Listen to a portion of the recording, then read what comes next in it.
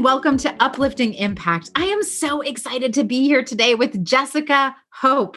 She is a diversity and inclusion strategist for USAA, where she develops holistic, data-driven strategies that advocate for people, marginalized populations, diversity, equity, and inclusion, and a whole host of other amazing things.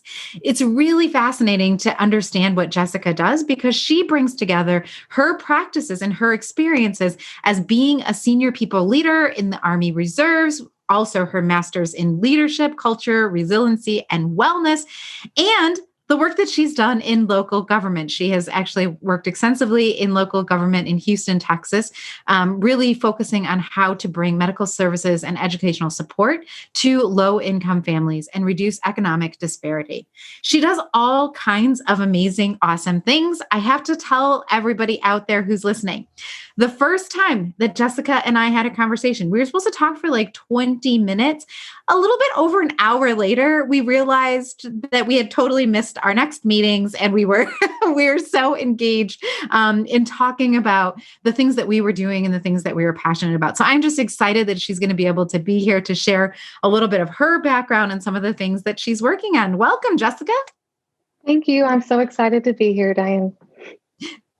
Oops. So it's Deanna. Deanna. Okay. Are we going to erase that? Yes. Okay. So I think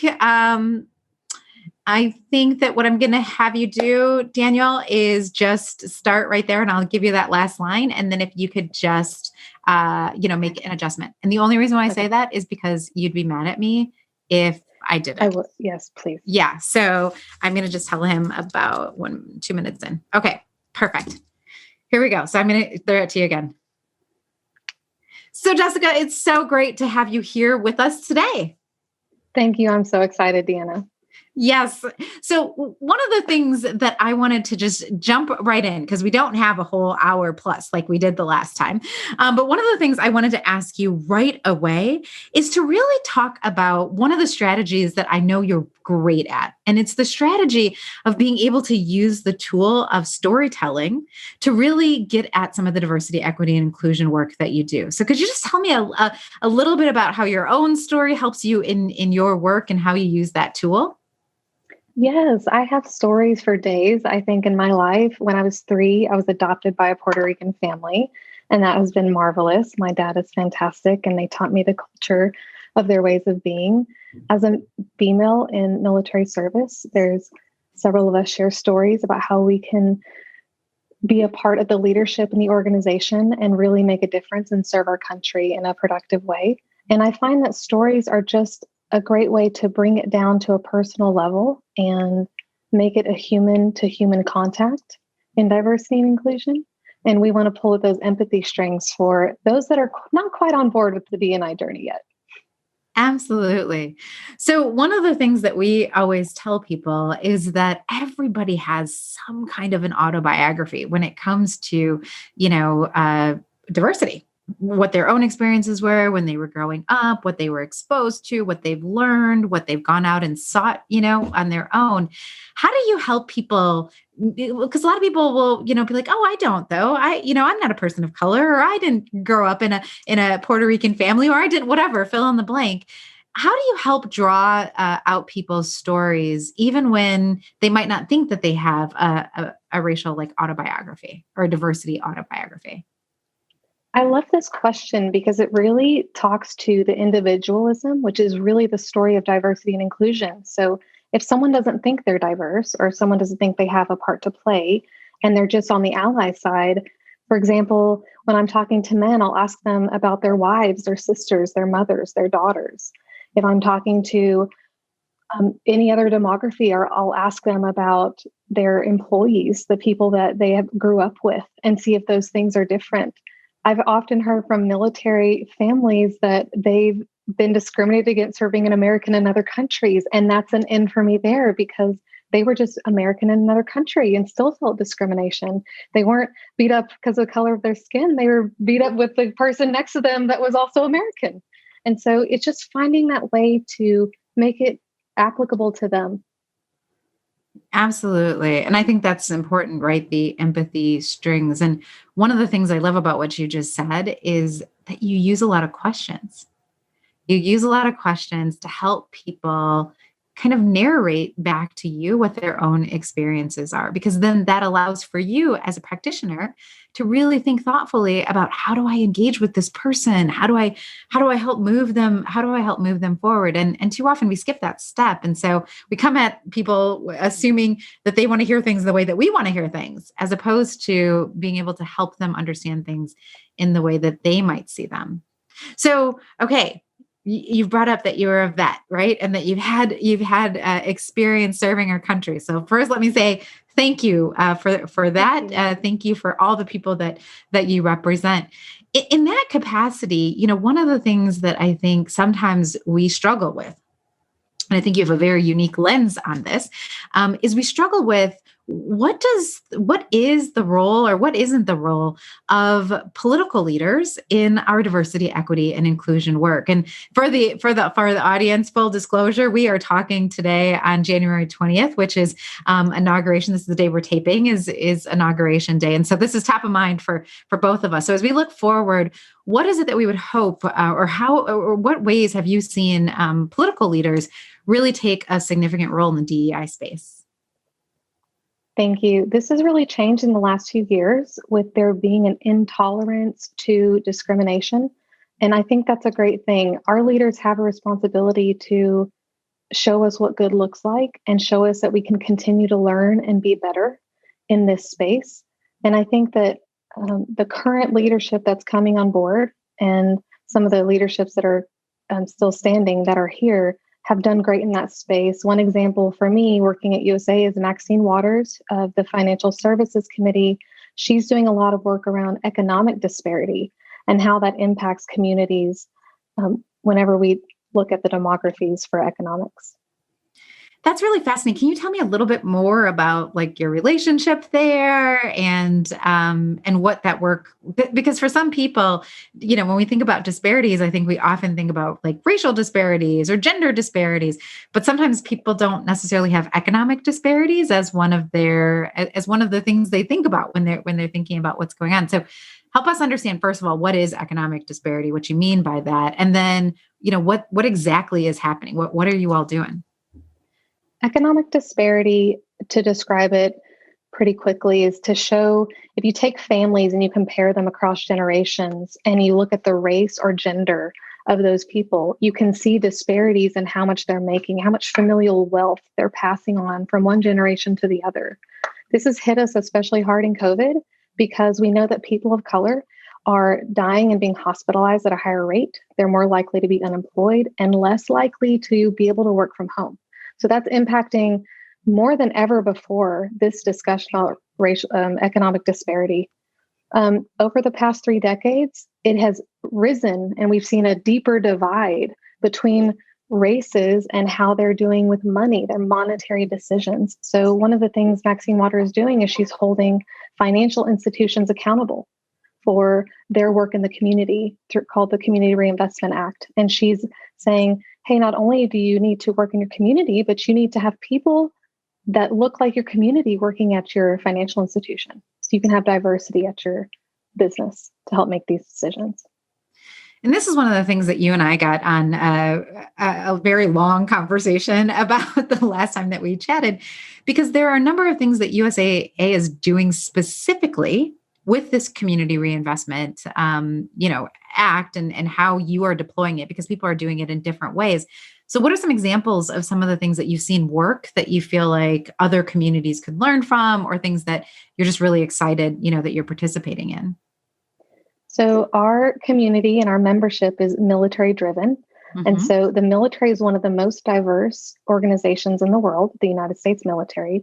So just by nature of meeting the needs of service members and their families, they're already meeting quite of a bit diverse community.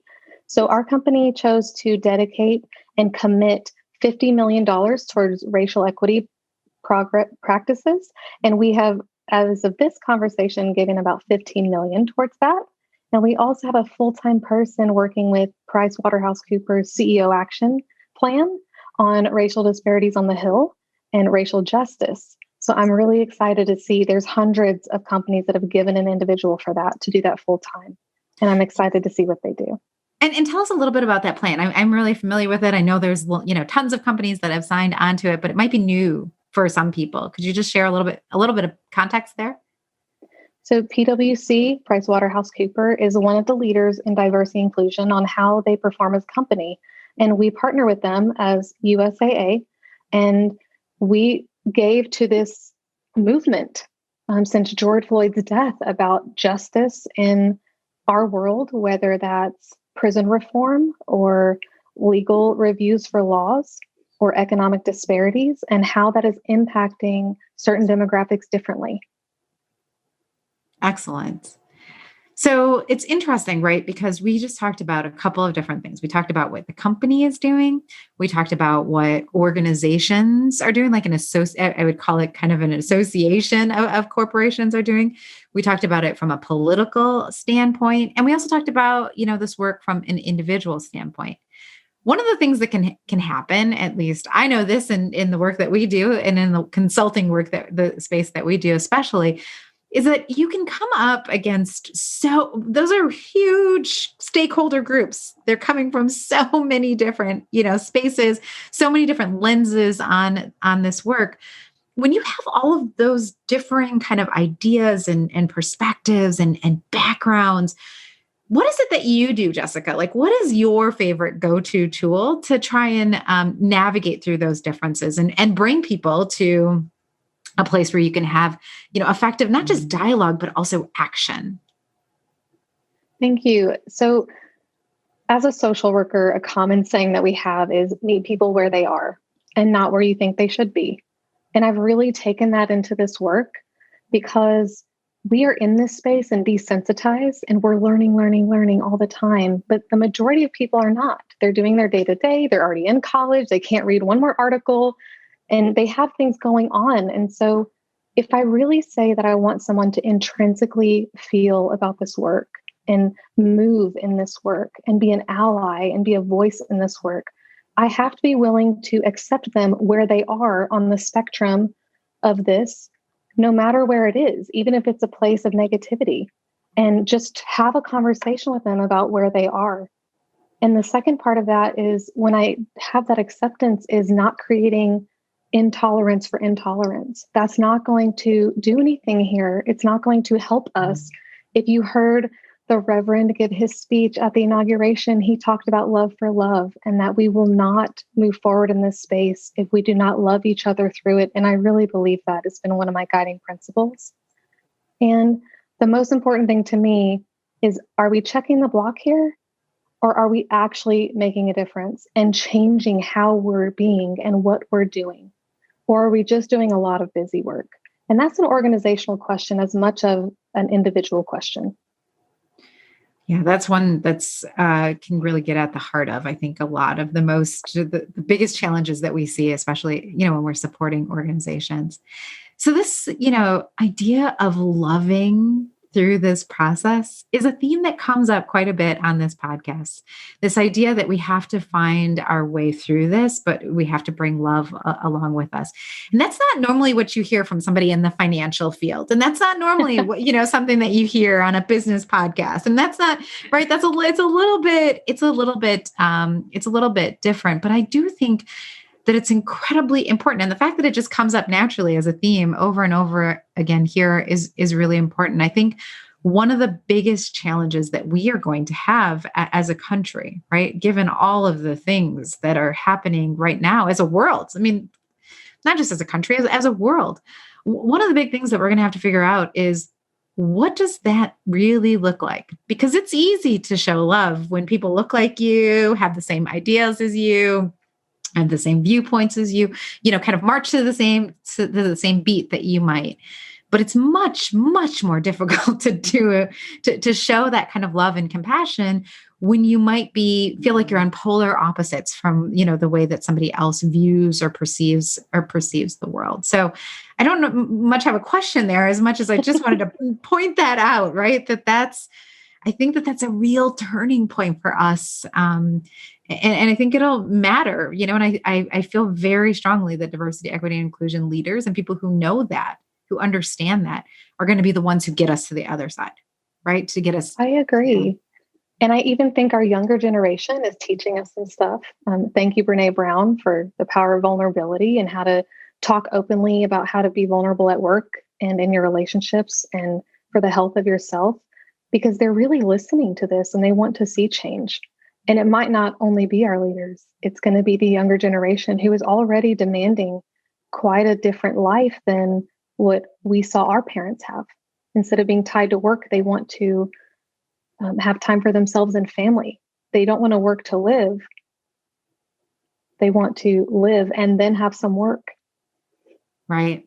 Oh, when I talk about leaders, I'm always talking about young people first. So make no make no mistake about it, right? That they have a different way, and it's about how do we encourage their vision of the world, so that it can become a reality. I feel like our role is behind them, not in front of them. We had our chance. We did all right, but obviously not. We didn't get everything we needed to get We're done. not old yet. We still have a lot to give. You know what? I'm going to receive that and and believe that also. So as we kind of, wrap up here, one final question. Lots of leaders here, lots of different places, lots of people who have a lot of love and respect, for our vets. As you think about kind of the veteran community, what are some things that companies should be considering? Because you're seeing them in the financial spaces, but you're also interacting with them, and how things are happening in other sectors. What are some things that you would encourage people, to be pulling into their practices to make sure that vets are really feeling included too? That is a great question. And this is, I do a lot of volunteer work with veterans transitioning.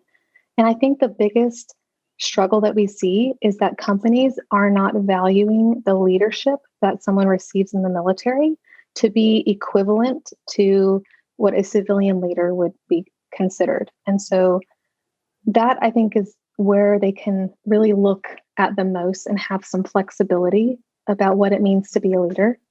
And there's also a racial disparity in veterans getting out and how much they make whenever they leave service. So that's a great question that ties into what we're talking about today. And there are so many resources. If anyone wants to talk about this, I'll talk about it all day. Well, that's fantastic. So if somebody wants to talk about it, and I know somebody wants to talk about it, what do they do, Jessica, to connect with you? I'm on LinkedIn at Jessica Hope, and that's a W People Leader. Fantastic. So we'll make sure that we put your link in the show notes. But I just want to say one thing about what you were just saying about evaluating leadership and how we think about that. One of the things that I see all of the time is that we have really antiquated criteria for many of the things that we are looking to fulfill, right? Like roles that we're looking to fulfill. And that's one of the perfect examples. People will say you have to have 3 to 5 years in corporate experience.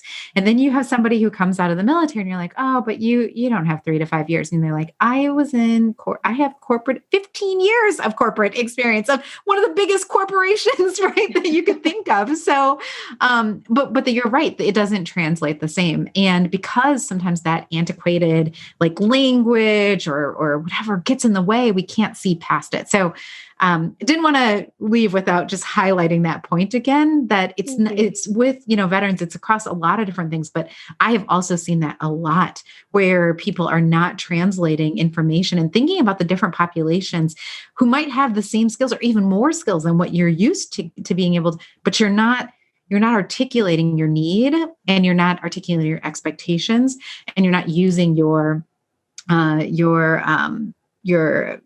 ability to kind of see, and decipher whether or not somebody can fit. You're not using that scope in the right way. And that's a really easy way to get stuck, but it's also an easy thing to fix if you're aware of it. So thank you for that point. And thank you for being on the show today. We really, really appreciate it. Thank you for having me, Deanna. Absolutely. And for all the work that you do. I don't know where she finds the time, but she volunteers for all kinds of amazing organizations. Support. I mean, if you really want to see what like a purposeful hustler looks like, and you really want to see, somebody who cares deeply about this work, I would highly encourage you to follow her. You'll be blown away and just inspired. I know that I am. So glad to have you on the show. Thank you, everybody who took the time to be with us here today. Thank you for tuning in. Of course, we want you to tell your friends. We want you to share the show, send links around, post about it, because we believe that the more people who have the opportunity to hear these kinds of conversations, to think about things maybe in a different kind of way, the more impact we can have on the world, the more we can support those young people that we talked about in our podcast today. So we ask you to go ahead and do that, because we know that when we do that together, we can really uplift impact. So thank you for being here with us, and we hope to be with you again soon. Goodbye. Thank you. Goodbye.